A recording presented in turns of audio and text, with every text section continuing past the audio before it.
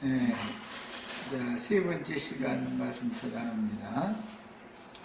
다니엘서 2장 아까 35절까지 말씀 나눴고 이제 36절부터 말씀을 전합니다. 이제 이것은 이런 꿈을 꾼 것을 31절에서 35절까지 다니엘이 느부갓네살 왕은 이런 꿈을 꾸셨습니다 라고 말했고, 이제 그 꿈에 대한 해석이 36절부터 나오는 거예요. 그 꿈이 이러한즉 여기 내가라는 말은 원문은 우리가, 이제 다니엘과 그 세 친구들이 함께 이런 계시를 봤다 그 말인 거예요. 그 나눠져 보면 우리가 하죠.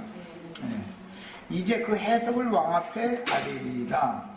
왕이요, 왕은 여러 왕들 중의 왕이다. 이 말은 많은 분봉 왕들을 거느리는 왕 중의 왕이다.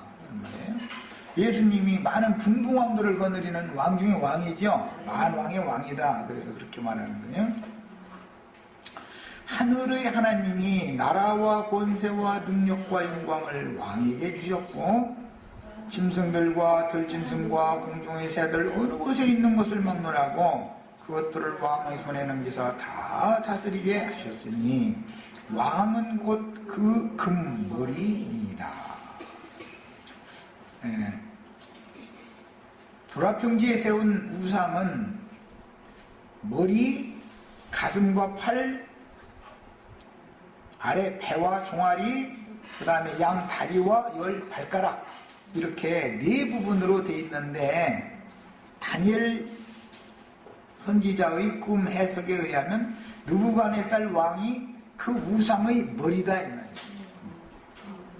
으뜸인 것이죠.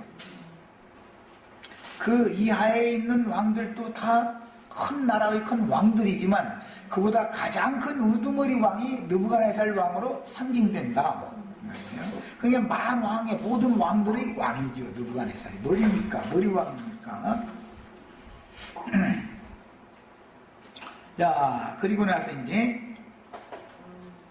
왕을 지이어 왕보다 보단 다른 나라가 일어날 것이요. 이 말은 네 왕 얘기를 할 때 먼저는 바벨론 왕 느부갓네살, 두 번째는 페르시아 왕 고레스, 세 번째 왕은 헬라 왕 알렉산더, 네 번째 왕은 로마 왕 가이사예요.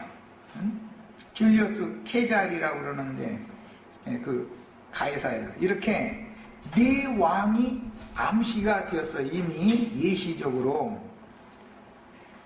중요한 것은 이제 셋째로 또 롯 같은 나라가 일어나서 온 세계를 다스릴 것이며, 넷째 나라는, 이 넷째 나라가 로마고 예수님이 로마 시대 때 오신 거예요.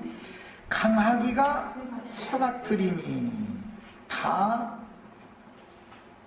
네 왕이 다 세상에서 일어날 큰 군왕이니까 당연히 군사력을 가지고 있겠죠. 그렇지만 로마의 군사력과 같은 군사력은 전에는 없었던 것이죠. 사실은 로마의 군사력은 어마어마한 것이죠. 자, 여기서 새와, 즉 철과 진흙 이야기가 나오는데, 두 번째 시간에 말씀드린 것처럼 새, 철이라고 하는 것은 강팍한 마음을 상징적으로 하는 말이고, 진흙이라는 것은 연약한 육체를 상징적으로 하는 말인 거예요. 그러니까 강팍한 마음을 가진 군왕이 일어나서 연약한 육체들을 얼마든지 지배하고 다스릴 수 있는 것이죠. 그 왕은 강팍한 심령과 마음을 가지고 있는데, 백성들은 여전히 육에 속한 사람들이다. 그러면은 왕이 철장으로 얼마든지 백성들을 쳐서 굴복시킬 수 있는 것이죠. 그런데 그렇게 실제로 드러나는 것은 세력의 신을 숭상하는 자들은 군사력으로, 무력으로 지배하고 통치하게 되는 것이다. 이걸 예시하는 거예요. 그래서 이제 쇠가 들이니 새는 모든 물건을 부서뜨리고, 모든 물건을이라고 한 건 앞에서는 하나님이 느부갓네살 왕에게 맡긴 들짐승, 공중 새들 어느 곳에 있는 것을 막론하고 그것들을 다 왕의 손에 넘기사 그랬는데, 이 모든 것들이 모든 물건들이단 말이에요. 이런 것들을 다 부서뜨릴 수 있다. 땅이 흙으로 지은 것은 새든 짐승이든 뭐든 다 사람이든 다 육체죠. 진흙으로 지어진 것이죠. 흙으로. 그것들을 철장을 가진 느부갓네살 왕이 임의로 굴복시키고 복종시킬 수 있는 거예요. 새가 모든 것을 부서뜨리는 것 같이 그 나라가 뭇 나라를 부서뜨린다. 그리고 띄울 것이며 그랬는데 왕 중의 왕인 느부갓네살에게 복종하지 않는 주변의 어떤 나라의 왕들은 철장으로 다 정복하고 지배한다. 이 말이에요. 왕께서 그 발과 발가락이 얼마는 토기장이의 진흙이요 얼마는 새인 것을 보셨은즉 그 나라가 나누일 것이며 정치적인 권세와 영적인 권세로 나누인다 말이에요. 원래는 로마 제국이 기독교를 국교로 선포하기 전에는 그냥 로마의 황제였죠. 열 황제. 그 중에서 네로 황제라는 사람이 아주 유명해요. 그러나 그 후로 때가 찼을 때 로마라고 하는 나라의 황제가 기독교를 국교로 선포한 이후에는 로마 교국이 되는 것이죠. 로마 제국이 로마 교국이 되는 거예요. 자, 로마 제국은 로마의 황제지만 로마 교국이 되면 교황 나라가 되는 것이죠, 이제. 자, 교황은 정치적인 철권도 갖고 있고 정치적인 권세도 가졌으니까 종교적인 진의 권세도 가지고 있다 이거예요. 두 권세가 평화시대에는 공존할 수 있지만 정치와 종교는 서로 합할래야 합할 수 없는 그 특성상 철과 진흙은 영원히 합해질 수 있는 건 아니다 이거예요. 본질이 다르니까 지금 이 얘기예요. 결국은 그러면 어떻게 되겠어요? 정치와 종교가 합해졌다 할지라도 어느 때가 차면 정치와 종교는 다시 분리되겠죠. 종교 분리 원칙이라는 것이 나중에 생긴다면 다시. 자, 그 일을 위해서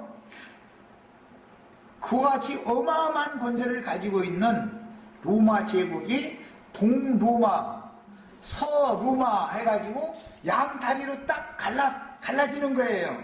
로마 제국이, 로마 교황국이 두 교황 제도로 나눠지는 거예요. 그래서 양다리로 딱 나눠지는 거예요. 그런데 어떤 쪽은 철권을 가지고 있고 어떤 쪽은 진흙의 권세밖에 없다 이거예요. 철권을 가진 권세를 파상해서 이제 치면 큰 상처를 받겠죠. 자, 이렇게 하기 위해서 하나님이 이슬람권을 일으키는 거예요. 이슬람권을 일으켜가지고 로마 제국이 원래 수도는 동로마의 알렉산드리아라고 하는 곳에 수도를 가지고 있었어요.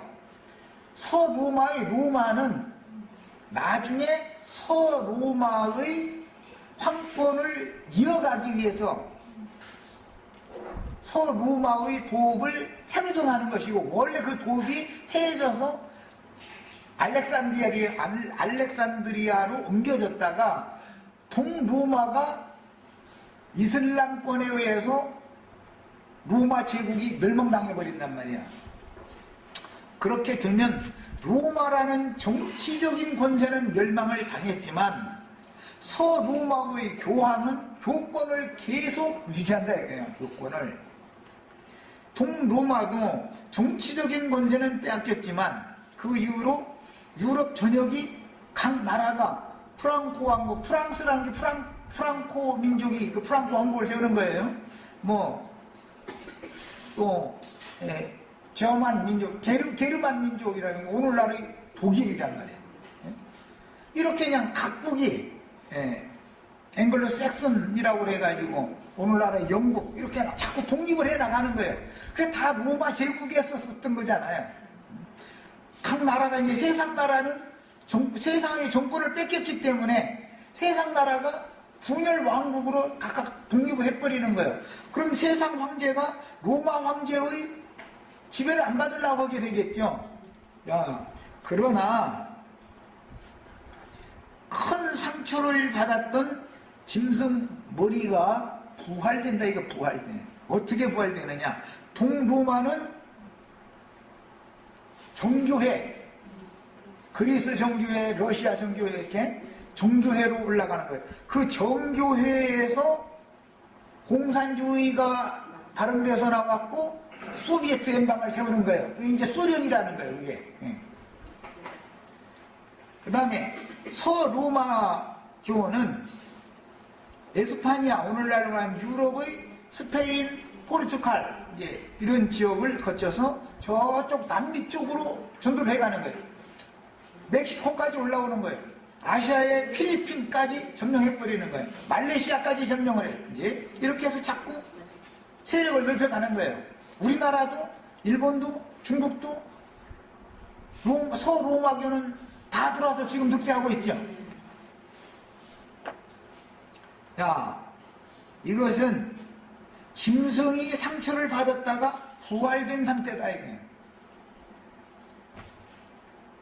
동로마가 부활된 것은 정교회로 부활됐고 서로마가 부활된 것은 오늘날의 카톨릭 교회라는 것으로 부활이 된단 말이에요.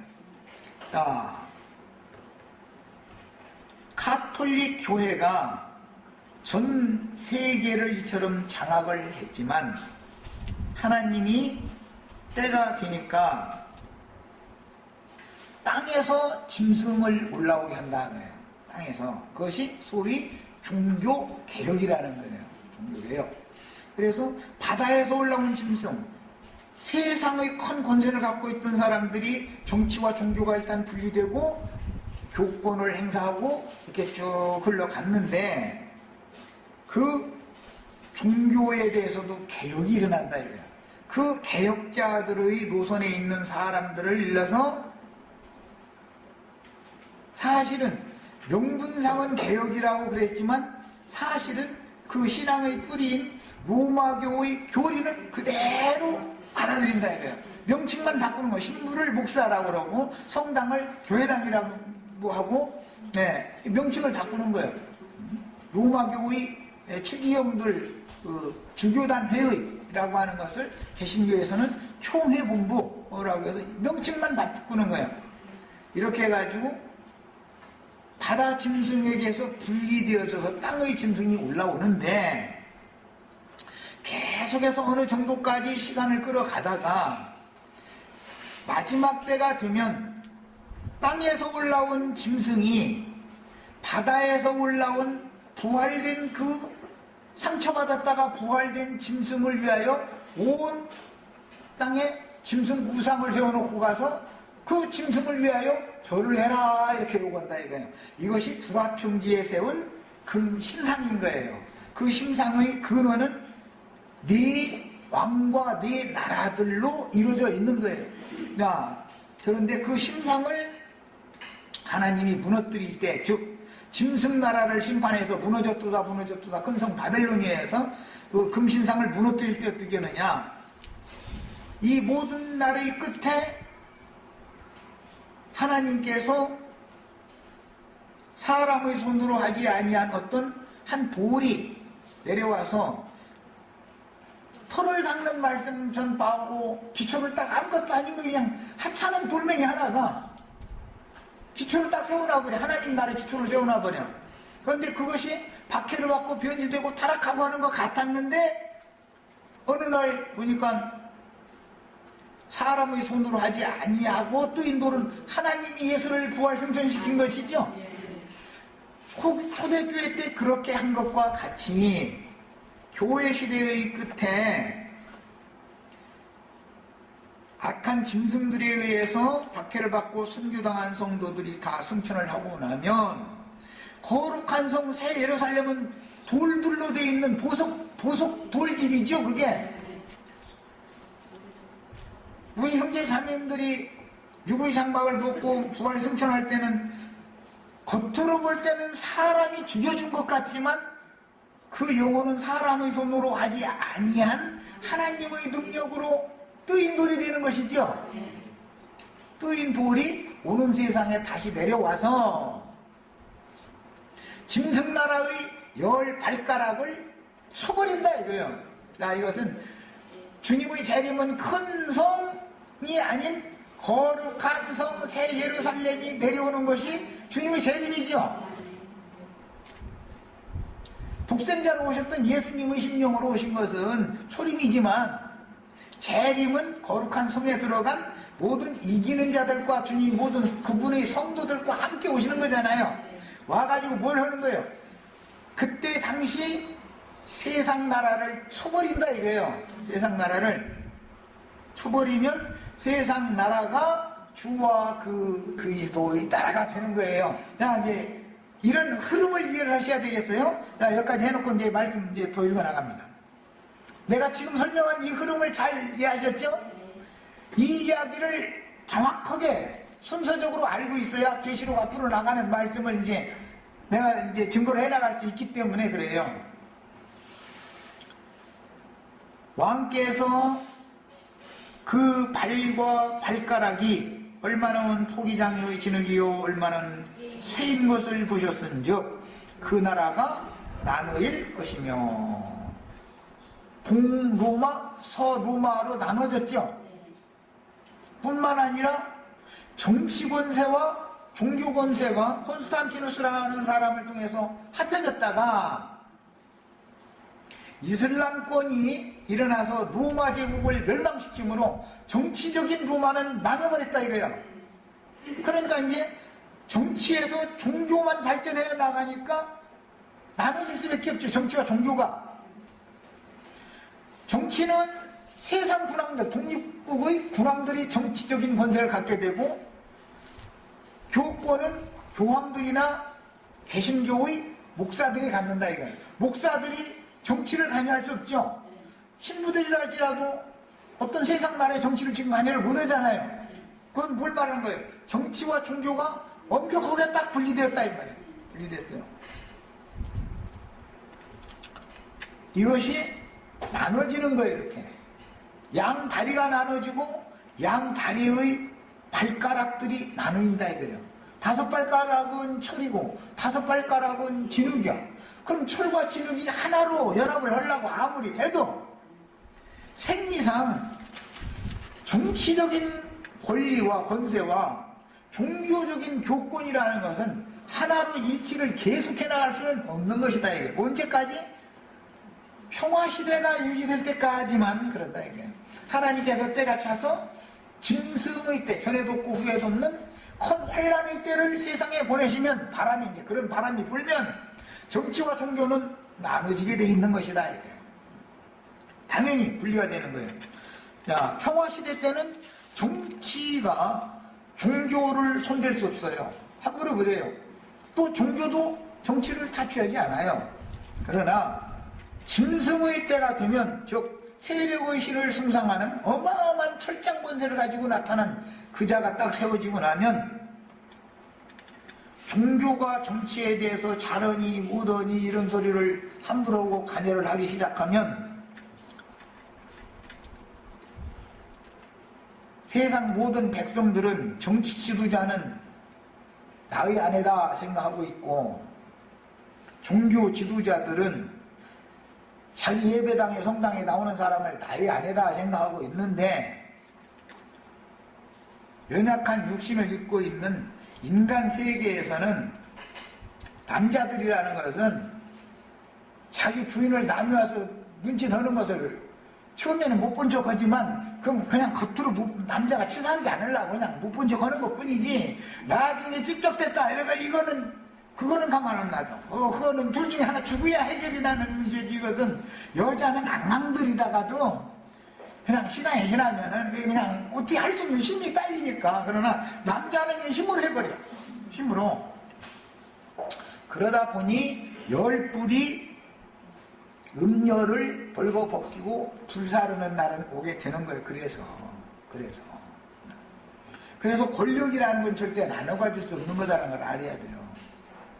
종교 지도자는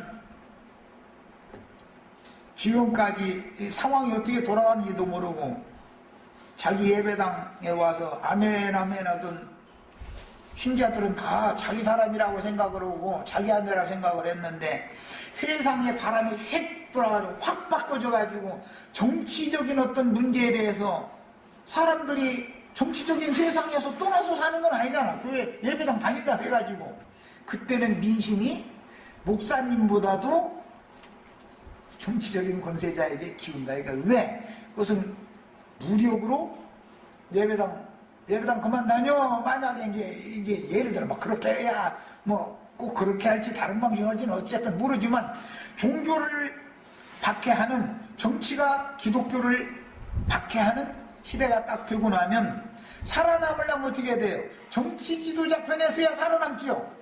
평화시대에는 예배당 우리 목사님 그러던 사람도 태도를 싹 바꿔버려요. 살려주십시오. 살려주십시오.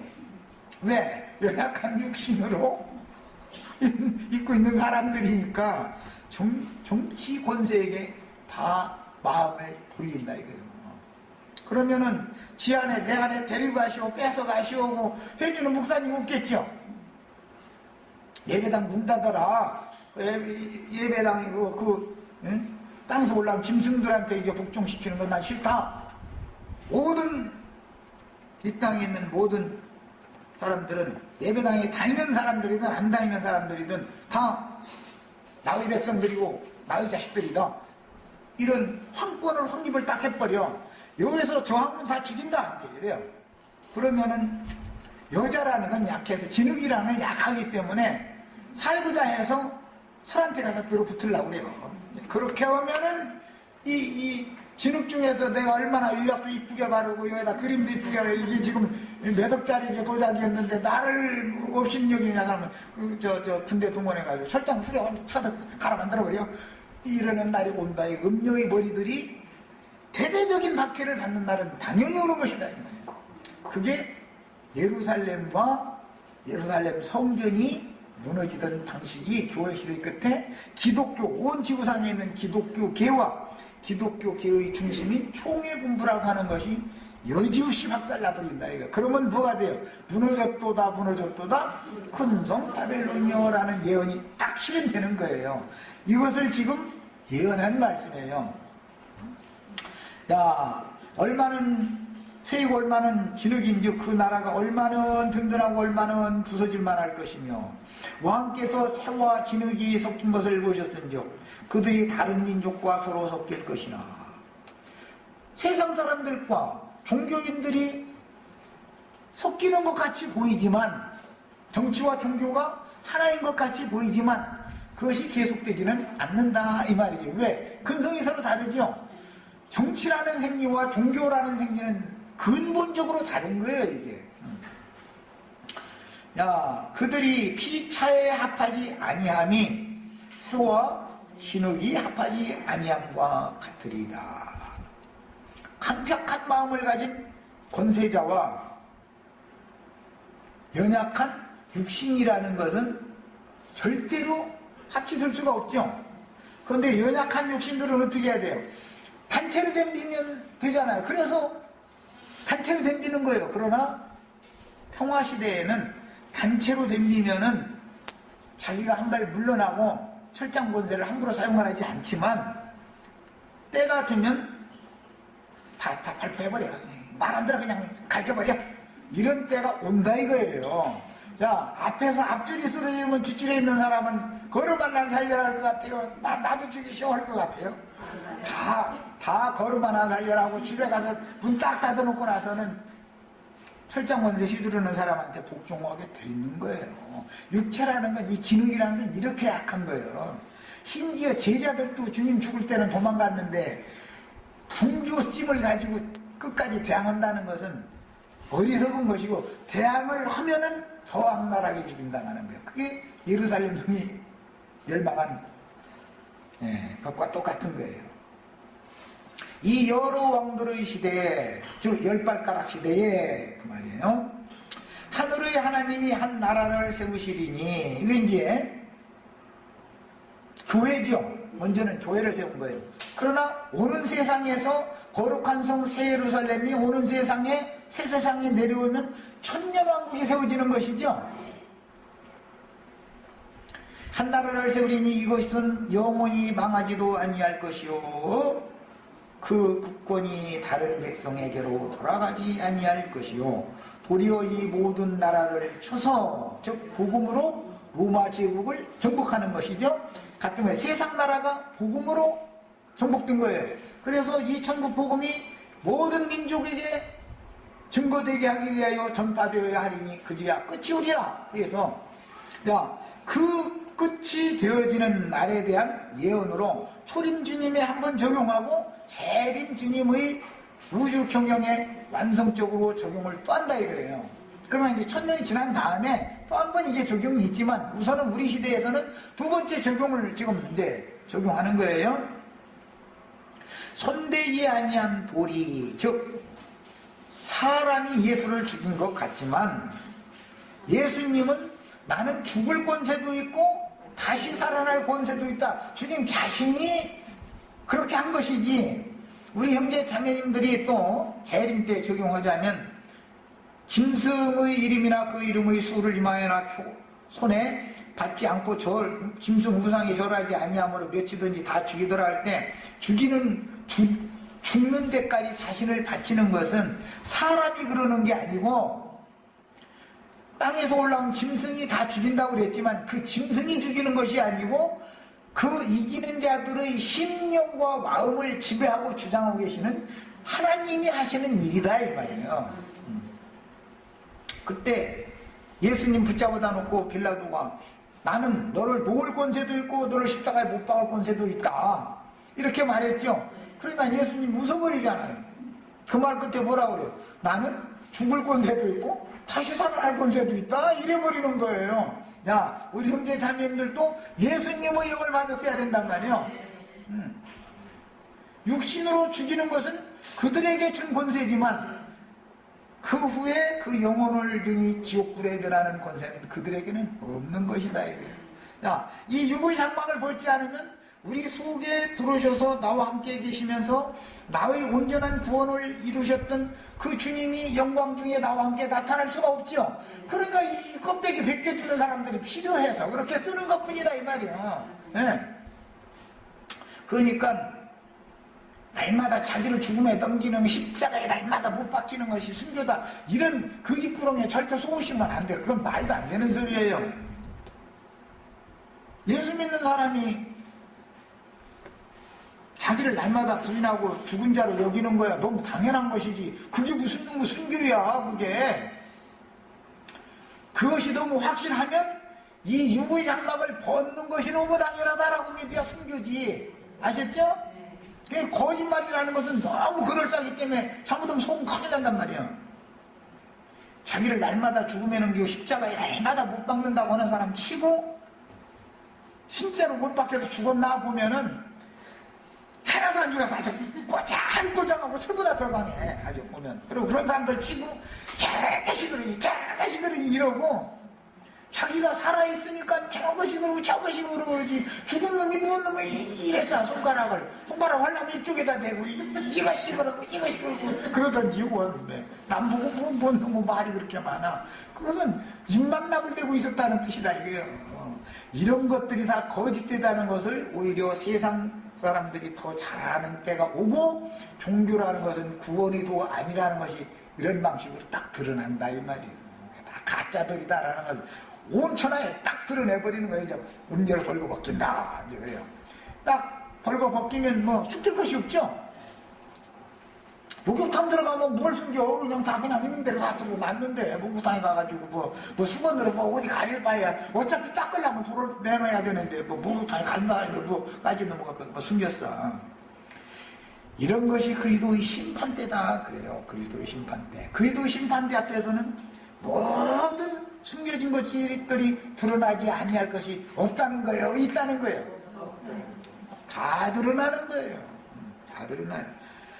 평상시에는 외식과 위선이 통했지만 때가 되면 절대 안 통한다 이 말이에요. 안 통하는 거예요. 야, 손대지 아니한 도리라는 것은 하나님이 육신을 벗기고 온전케 된 의인의 영들을 취하여 가신 거예요. 취하여 가신 목적은 거기서 그냥 편안히 잘 먹고 잘 살자 이 말이 아니라 오는 세상에 내려와서 오는 세상 나라를 쳐버리려고 그러는 것이다 이 말이에요. 뭔 말인지 아셨어요? 우리 형제 자매님들 주님과 함께 거룩한 성에 들어갔다가 오는 세상에 내려와가지고 열발가락을 쳐서 가루로 만들어서 흩어버리고 주와 그 그리스도의 나라를 세우러 오는 거예요. 이것이 내가 계속 20년 동안 사실은 똑같은 말을 반복 계속 한 거예요 사실은. 이런 이상을 따라서 교회 생활을 해야 되는 것이다 이거예요. 이건 계시니까 계시의 문제니까 이제 이 문제는 자 그래서 크신 하나님이 참된 일을 왕께 알게 하신 것이라 이 꿈은 참되고 이 해석은 확실합니다. 그러니까는 느부갓네살 왕이 무릎을 딱 꿇더라는 게 다니엘한테 엎드리더라는 거 이렇게 돼 있죠. 네. 이것은 죽고 사는 문제를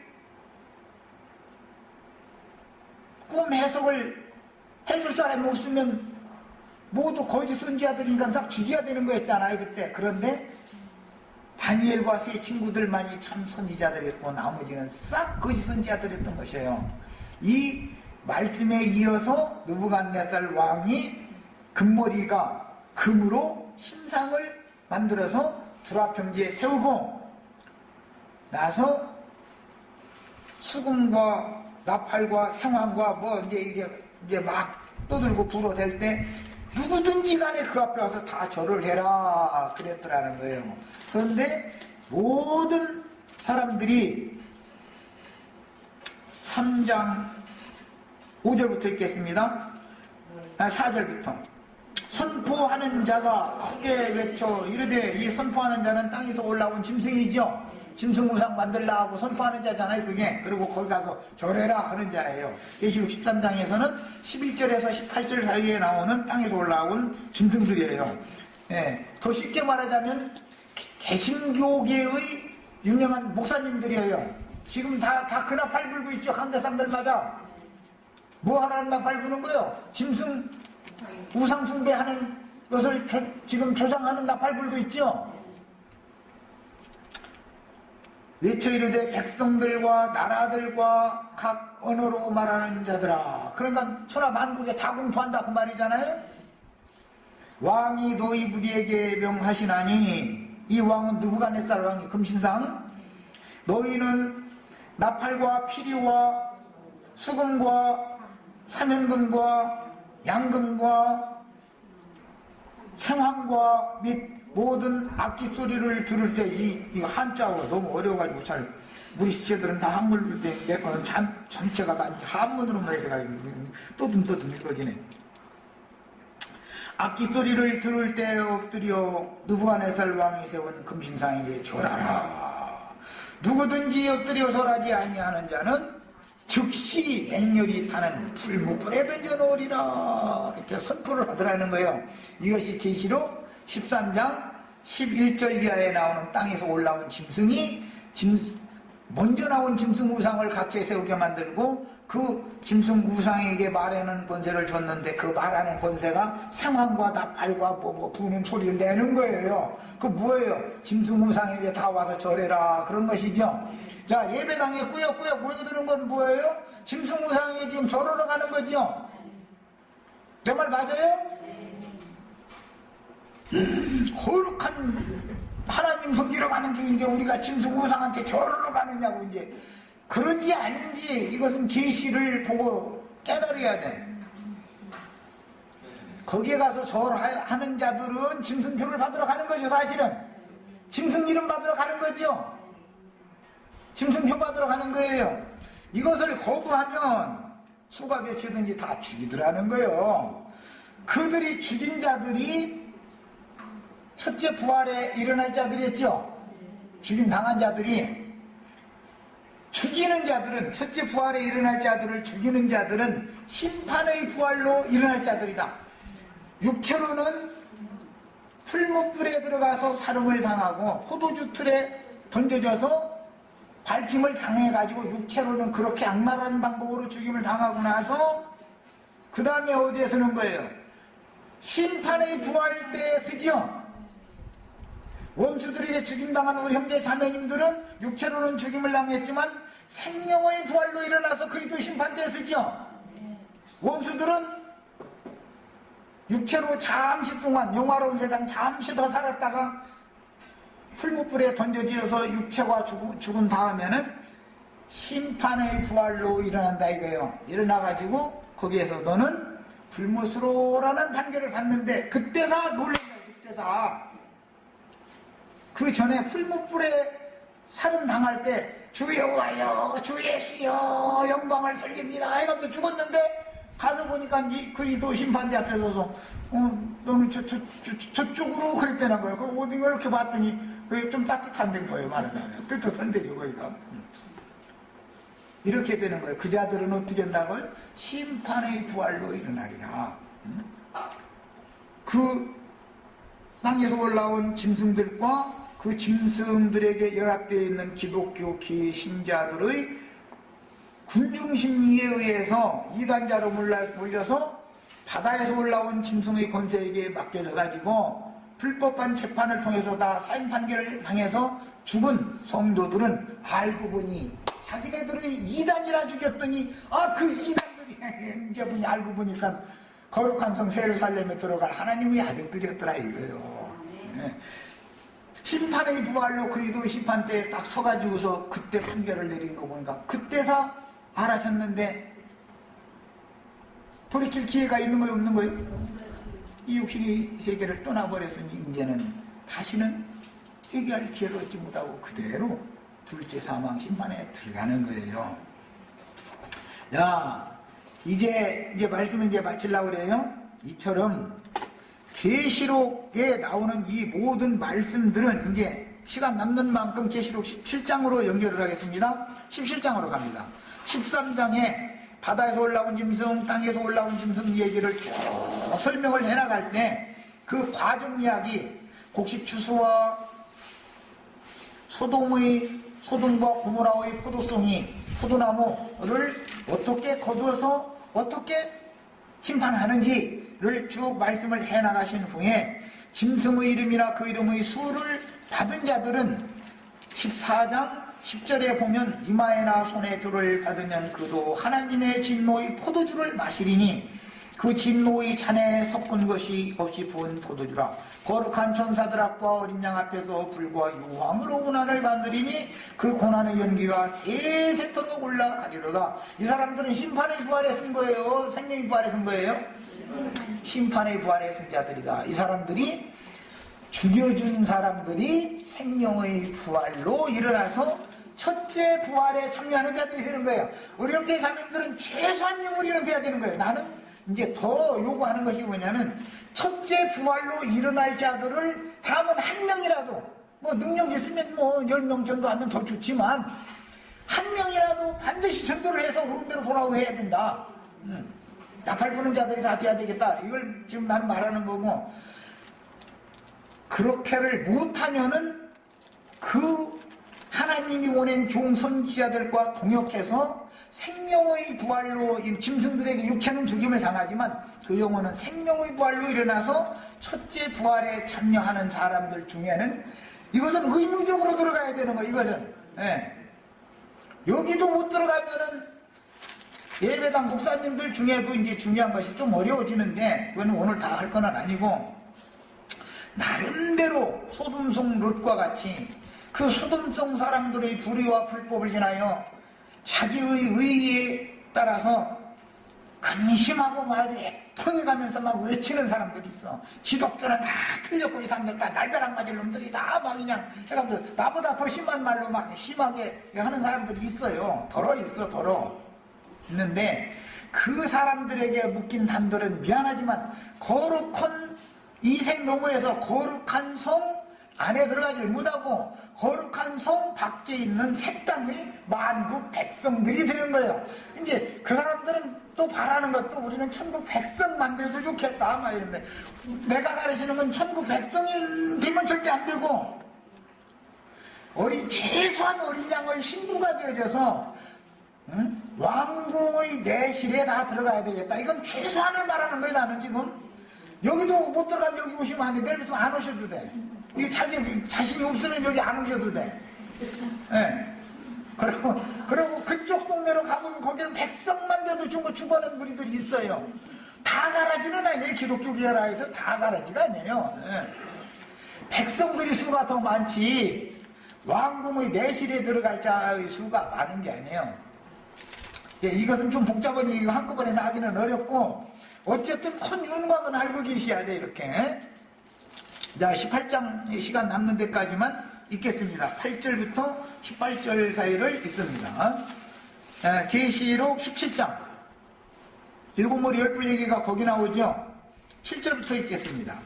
17장 다시 나오는 거예요. 이게 계시록 12장 3절에 용이 열불과 일곱 머리가 있었고 계시록 13장에 바다에서 올라온 짐승이 열불과 일곱 머리가 있죠. 그런데 그 내용을 쭉 설명을 해나갈 때 17장 7절 이하에 이 말씀이 다시 나온다 이거예요. 열불과 일곱 머리 얘기가. 자, 7절부터 읽어나갑니다. 왜 놀랍게 여기느냐? 내가 여자와 그가 탄 일곱 머리와 열뿔 가진 짐승의 비밀을 네게 알리라. 아까 내가 남자라는 건 시기심이 많다는 얘기까지 다 했고 여자가 짐승의 열뿔도 타고 있고 일곱 머리도 두 남자를 타고 앉는 거예요. 뿔도 타고 있고 머리도 타고 있어. 그런데 한 여자를 공존해서 나눠서 그냥 둘이 같이 누리자 이런 때가 있어요. 이건 평화시대는 이게 가능하다 이거예요. 그러나 여자는 하나인데 끝까지 뿔과 머리가 한 여자 가지고 같이 살자 이렇게 할 수는 없죠. 때가 되면 뿔은 뿔의 권세를 가지고 머리는 머리의 권세를 가지고 서로 대립하는 때가 오는데 뿔이 머리를 다 이기더라 그 말이에요. 이해하셨죠? 음녀의 머리들이란 건 일곱 교계의 사탄의 사자들을 말하는 거예요. 기독교계의 유명한 목사님들을 말하는 거예요. 머리들이라는 건. 뿔이라는 것은 세상 권세자들을 말한다 이거예요. 예, 그 용의 뿔이에요 그게. 다 그래서 세상 나라 대통령이 이게 다 뭐예요? 용상에 앉은 자들이잖아요. 용이 준 본좌에 앉은 자들이에요. 자, 이들과는 반드시 다툼하게 돼 있어요. 왜? 서로가 내 백성이다. 서로가 내 아내다고 생각하고 있기 때문에 한 사람을 가지고 양쪽에서 남자 둘이 싸움 붙으면 둘 중에 하나가 죽어야 해결나지. 짐승세계 보면 그러죠. 아니면은 내가 졌다고 해서 꼬리를 내리고선 도망가야 뭐 하든지. 근데 이게 때가 되면 얘가 악착같이 덤벼 짐승 머리한테 짐승 뿔한테 음료 머리가 자꾸 덤비면 나중에 군합발 밟아버려 그냥. 이것이 하나님의 비밀스러운 경영이다 이거예요. 야, 음녀와 음녀의 일곱 머리는 주의 증인들과 동역하는 성도들을 죽인 자들이다 이거예요. 그들이 원수를 뿔들을 동원해서 하나님이 핏값을 갚는다 이거예요. 이해하셨죠? 이것이 창세기로부터 흘러나오는 피 흘리는 역사. 가인이 아벨을 죽여서 피 흘렸죠? 거기서부터 시작된 모든 말씀이 계시록에 와서 피를 신원해 주시는 것이 하나님의 구속의 완성이에요. 예수의 피와 사도들의 피와 선지자들의 피와 성도들의 피값을 반드시 갚는다. 피값을 갚는 피의 원수, 피를 갚는 날이 세상 나라가 끝나는 날이다. 예. 그래서 주님의 나라를 세우는 거예요. 뭘로? 주님의 피로 세운 것이다. 이걸 구속의 완성이다 이런 말이에요. 구속의 완성. 이제 그러면은 뭐 오늘 이제 시간이 다 됐으니까 이런 기본 흐름을 알고 다음 목요일부터 또 이제 세부적인 항목으로 이제 말씀을 나가겠습니다. 오늘은 사실은 오늘 제일 계시록 전체 중에서 제일 중요한 말씀들을 나눈 날이 오늘이에요. 사실은 이런 큰 윤곽과 흐름에 대해서 일단 알고 계셔야 되겠어요. 자, 여기까지 하고 아침입니다.